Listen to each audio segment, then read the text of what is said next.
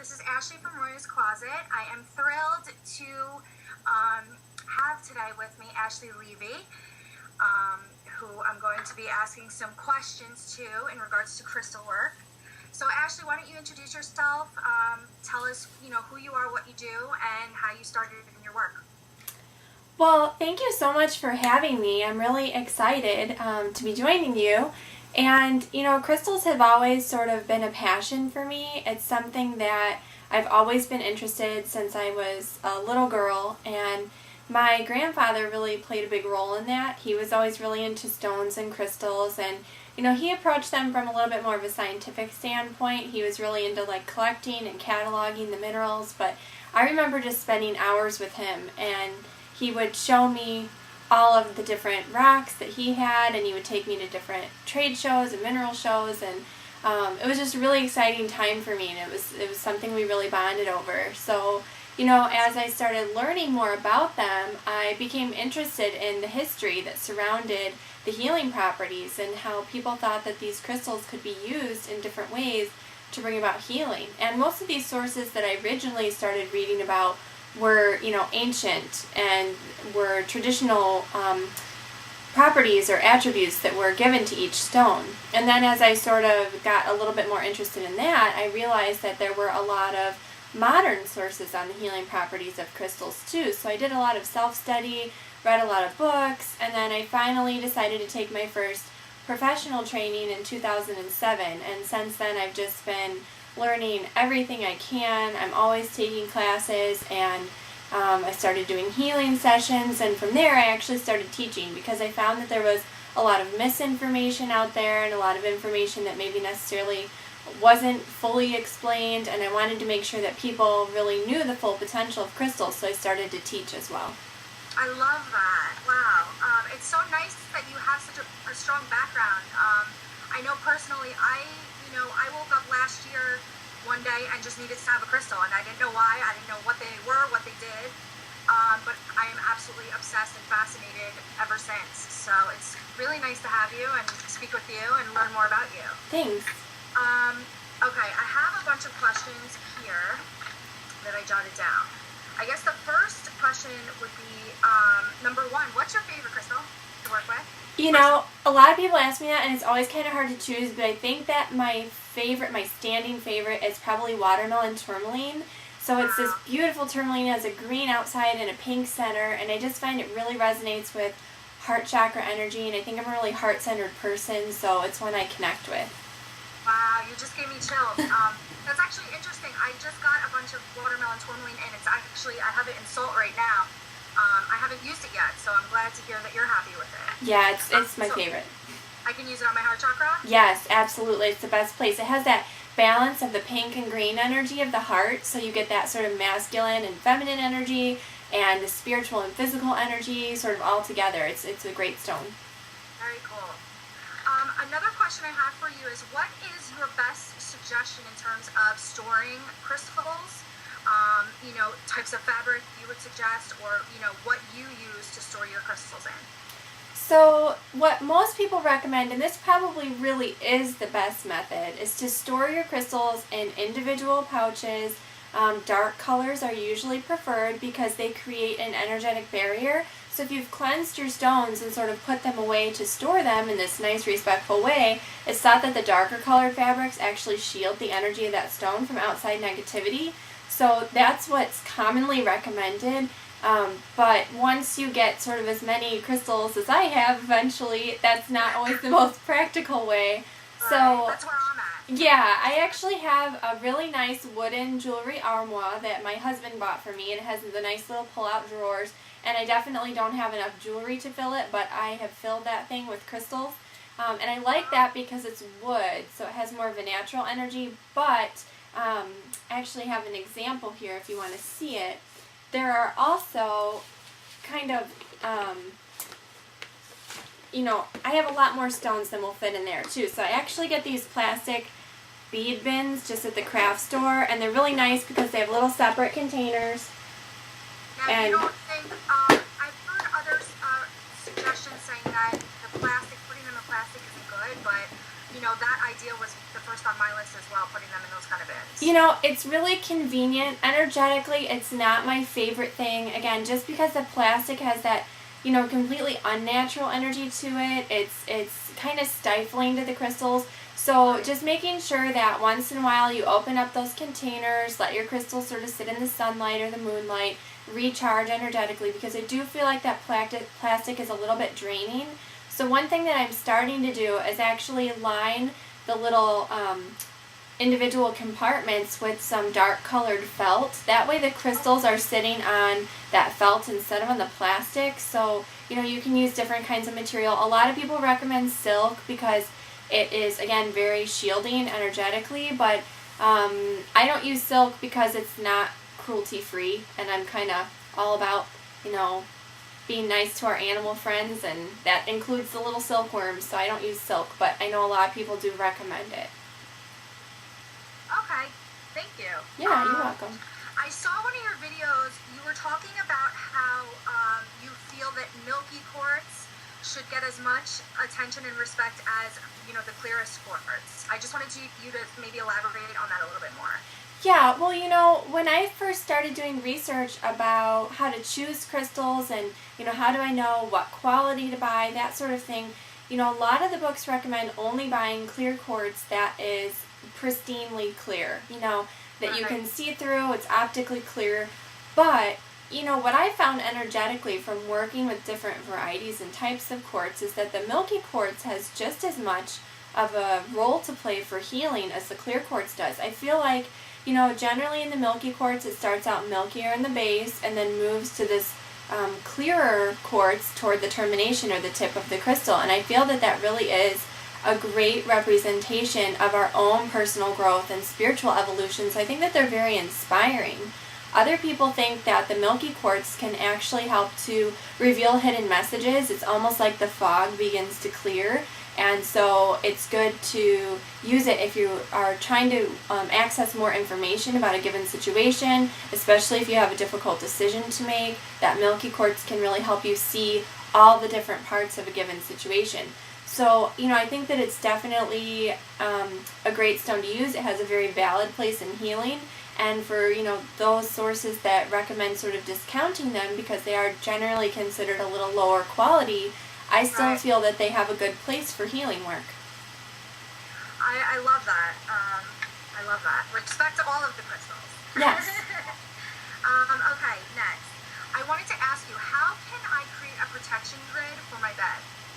Well, there's a really simple form of grid, and it's basically just putting one crystal in each corner, and this can be around your bed, around a room, around your entire home, or your entire piece of property. And so generally for protection, most people recommend using black tourmaline. It is really commonly available, so it's easy to find, generally Sorry, go ahead.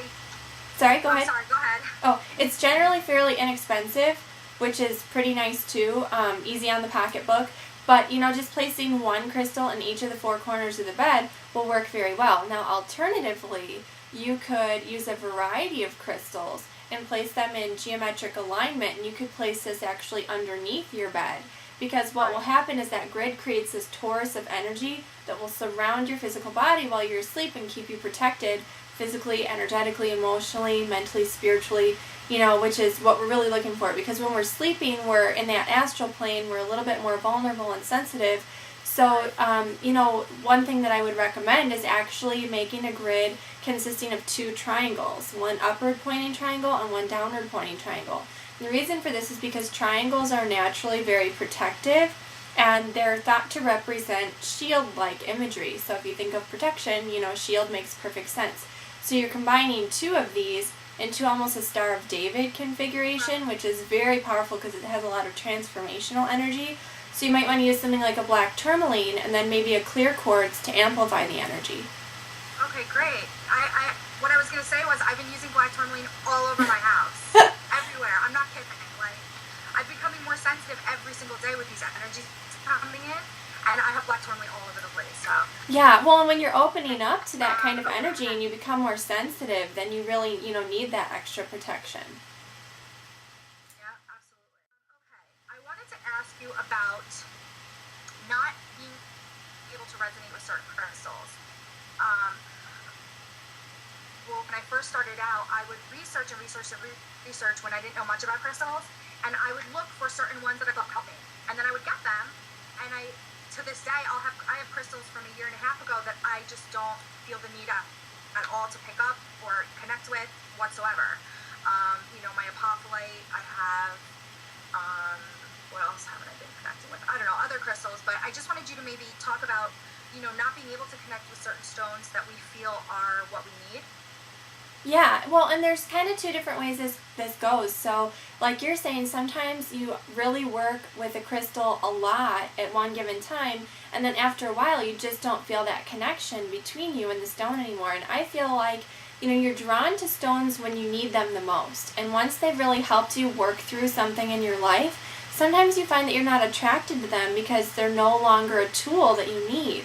So at that point, there's a few things you can do. You can return that crystal to the earth as sort of a thank you, for allowing it to help you and work through this process with you. You can give it away to someone else who may be in need of its healing energy. So another great thing that you can do with the crystals once you find that you've sort of outgrown them is you can place them in a place of prominence in your home or even outside of your garden, just sort of showing your gratitude and thanks for those crystals. And, that's a really great thing because what you're doing is really showing the crystals that they played some sort of big role in your life and that you are grateful for them and thankful for them. I love that. Thank you for that tip too. Yeah, you're welcome.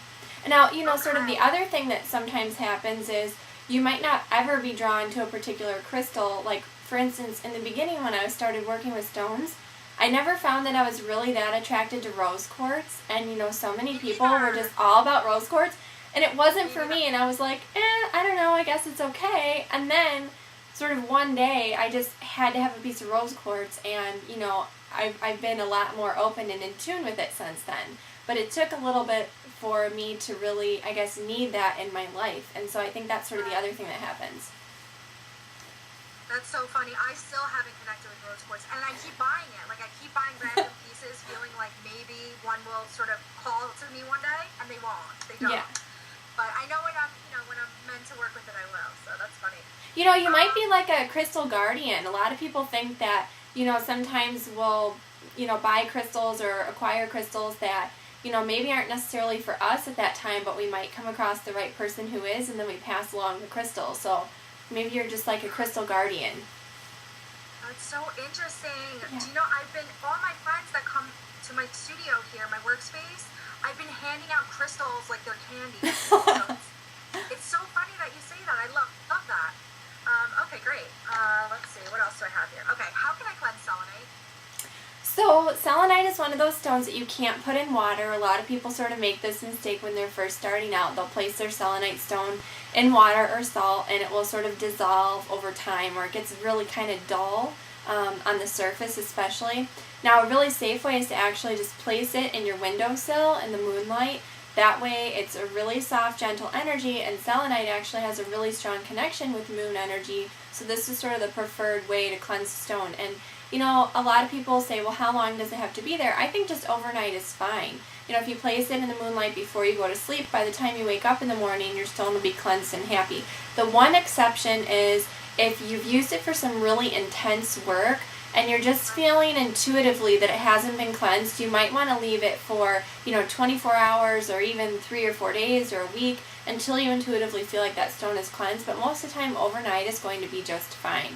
Now, a lot of people also ask, well, does it have to be in the direct moonlight, or can it just be filtered moonlight? I don't think it has to be direct moonlight. I think it helps if it is directly in the moonlight, but it might just take a little bit longer if it's an indirect light, but most of us are asleep anyway, so it's not a big deal if it hangs out for a little extra time. Right, okay. I asked because I have these selenite cleansing stands that I put my crystals on all day long. Yes. So, the cleanser of the cleanser. That's yes. what I asked. A lot of people actually forget about that. They use tools to cleanse their crystals, and then they forget to cleanse those tools, so it's really good you're sort of aware of that and in tune with that. That, yeah, they need to be cleansed too. Cool. Okay. What else do I have? Okay. Now, I use lepidolite. I have a big chunk of lepidolite that I put on my computer or next to my electromagnetic sort of fields around my home to absorb that energy. Do you have any other crystals that you would suggest to people who want to sort of try to create a buffer between them and all of these electromagnetic fields that are around us? Yeah, malachite is one that a lot of people use successfully because it's copper-based. So it has this great conductivity, so it actually attracts those frequencies to itself so that they don't enter your field, which is really great. Black tourmaline, again, very protective in this way too. It's actually naturally magnetically polarized, so it helps to move that energy through and out of your field, so it actually almost creates like an energetic barrier so that those harmful electromagnetic rays never really enter your energy body. Smoky quartz is another great one. A lot of people have had great success with smoky quartz.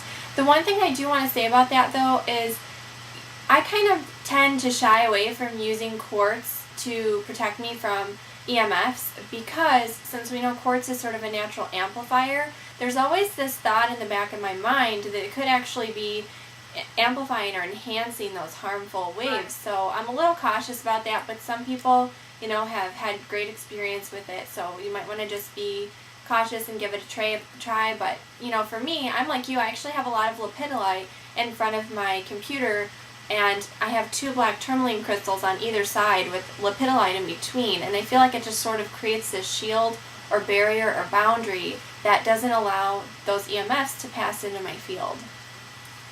Yeah, I agree with the quartz comment that you made 150%. Thanks. So, cool. All right, let's see what else do we have here. What are some stones? I know you got my message regarding kyanite. Kyanite for me, when I first started working with crystals last year, I was connected with kyanite instantaneously. I met my spirit guide immediately, and it was a super strong connection. What are some crystals that you would suggest to those watching that will aid them in finding their spirit guides? So kyanite is definitely a big one, and especially the blue kyanite. Some people will also use the black kyanite, especially for things like doing shamanic journeys where they go to meet their guides or power animals. So either one of those, and actually it's so funny that you say, you were so interested in kyanite because that was one of the first crystals I was really attracted to too. There's just something about that energy. There's also a great stone, and it's called shamanic dream quartz or shamanic dream crystals. And it's actually a quartz with lodolite or chlorite inclusions. And they're usually polished into like a little dome. So a lot of people use them for scrying or seeing. So they'll actually gaze into the crystal because it has this really neat sort of interior landscape to go on these different journeys to meet their guides or that kind of thing. But really you can use any type of stone. So there's a great meditation where you sort of just visualize your stone growing larger and larger and larger in front of you until you can actually enter your crystal.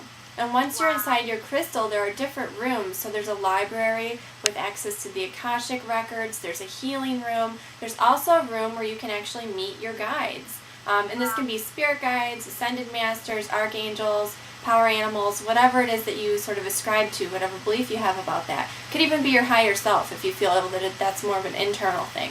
And you sort of enter this room within your crystal, and many people will find after doing this meditation just 2 or 3 times, they'll be able to see their guide very clearly and then begin to ask them for information or guidance for a particular problem that they're having in their life. And this is a great meditation.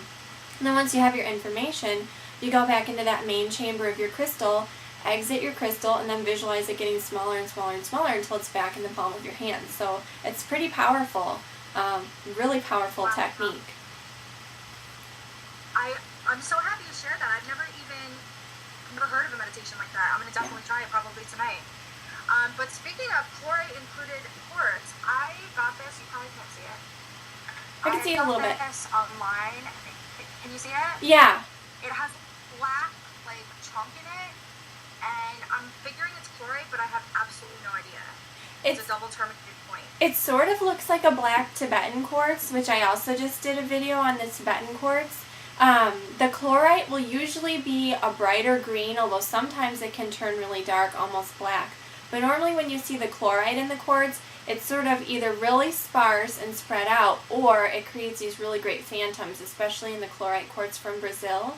And that chlorite quartz is really good for detoxing your physical body, for connecting you with nature, but especially the detoxing. So it's great if you're getting over any kind of cold or flu. It's also a great immune booster and helps you absorb nutrients into your physical body. So if you're having a problem with that, you might want to try the chlorite quartz. And then the Tibetan quartz is a great meditation crystal. It's also good for linking to people or to places. So, if you want to communicate with someone better, you can hold that Tibetan quartz. If you want to move energy between two centers of the body, you can place that Tibetan quartz in between them, especially because it's double terminated. It has that ability to send and receive energy through both points of the crystal. Oh, I like that. So when I do my chakra work in the morning, crystals on along my meridian, I can put my double terminated points in between? Yes, exactly. And that's a really powerful chakra healing layout. If you place your chakra stones over your 7 main chakra centers and then place those double terminated crystals in between each of the chakras to move that energy. But I will just caution people, try a few first, maybe just one double terminated stone, say between the root and sacral chakra. See how the energy resonates, and if you feel comfortable, keep building those connections all the way up. But if at any point you start to feel uncomfortable, remove that last stone that you placed and just wait there and, do a few more exercises like that before you try adding the next Tibetan quartz again. Cool. Very, very cool. I'm excited to try that. Okay, my final question for you, and then I'll let you go. What are your thoughts on, 2012, Ascension? What's your take on what's happening right now globally? So what I think is that how can we use crystals to aid us? For those of us who... Can you hear me? Yeah, I can now. I was just going to say, how can we use crystals, for those of us who are full-blown into our Ascension path, how can we use crystals to, push us along? So, this is something that from personal experience I can tell you, some of these Ascension symptoms when you start to open up spiritually can be uncomfortable and even a little bit scary. I went through this whole period of my life a few years ago where I just had no idea what was going on, and I had all kinds of weird things that no one could really explain. And after working with quite a few different people in the metaphysical world, it actually sort of began to unfold that what I was experiencing were these really sort of uncomfortable Ascension symptoms. And so there are a few things that you can do. First of all, I'm a big proponent of using aquamarine because what it does is helps to cut down on some of the anxiety that you might be experiencing while you're going through some of these things, because it can be really scary. So it just helps calm your energy body. Also, pink tourmaline is great because it promotes this feeling of being nurtured and supported. So it's a great reminder that these changes that you're going through are really for your highest good and for the greater good of all beings. So working with that pink tourmaline energy is fantastic. Now there's also a few things you can do. I have a great video on using selenite to treat Ascension symptoms. And so check that out, because selenite is one of the best stones for working with this kind of energy. There's also some stones that are promoted by Heaven and Earth that are called the Synergy 12 stones. A lot of people have reported, that they're able to work through a lot of their Ascension symptoms and actually raise their spiritual vibration and work through this situation a lot faster by using these Synergy 12 crystals. And these include things like danbarite and moldavite, so really high energy, high vibrational stones. But what I think that most of us can do is just become really heart-centered. So focus on that area of the heart chakra, be open, be connected to each other, and feel nurtured and supported, because I think what's happening is we're really shifting into this period of divine feminine energy. And if we can all just be connected and supported to one another, I think we'll get through this a lot easier. So that's again where the watermelon tourmaline comes in. It will make a great difference. Just being open and sharing as much knowledge as we can, doing things like we're doing right now, exposing people to these new ideas.